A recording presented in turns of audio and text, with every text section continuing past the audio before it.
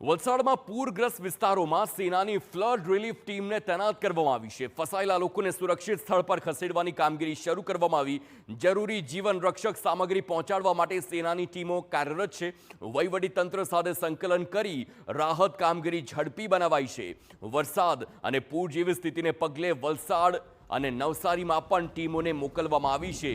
આ flood relief team એ ભારતીય સેનાની આપની સ્ક્રીન પર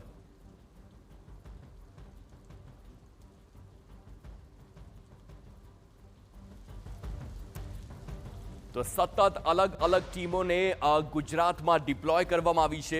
દક્ષિણ ગુજરાતમાં ડિપ્લોય કરવામાં આવી છે, સાથે જ અલગ અલગ જિલ્લા, ખાસ કરીને અમદાવાદમાં પણ સેનાની ટીમને ડિપ્લોય કરાઈ હતી। પરંતુ આ જે દ્રશ્યો સામે આવી રહ્યા છે તે દક્ષિણના છે, વલસાડના છે, અને તેમાં કેવી રીતે ફ્લડ રિલીફ ટીમને ડિપ્લોય કર્યા બાદ કેવી રીતે રેસ્ક્યુ ઓપરેશન ચાલી રહ્યું છે તેના સીધા દ્રશ્યો।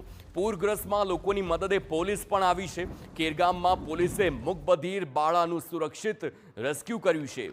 પૂર વચ્ચે સુરક્ષાની સાથે સેવાનું પણ ઉત્તમ ઉદાહરણ પૂરું પાડ્યું છે। અંબિકા કાવેરીની વિકટ સ્થિતિ વચ્ચે પોલીસ સતત મેદાનમાં છે। લોકોની સુરક્ષા અને બચાવ માટે પોલીસની રાતભરની જહેમત, સુરક્ષા અને સેવાના જીવંત દ્રશ્યો નવસારીમાંથી સામે આવ્યા છે।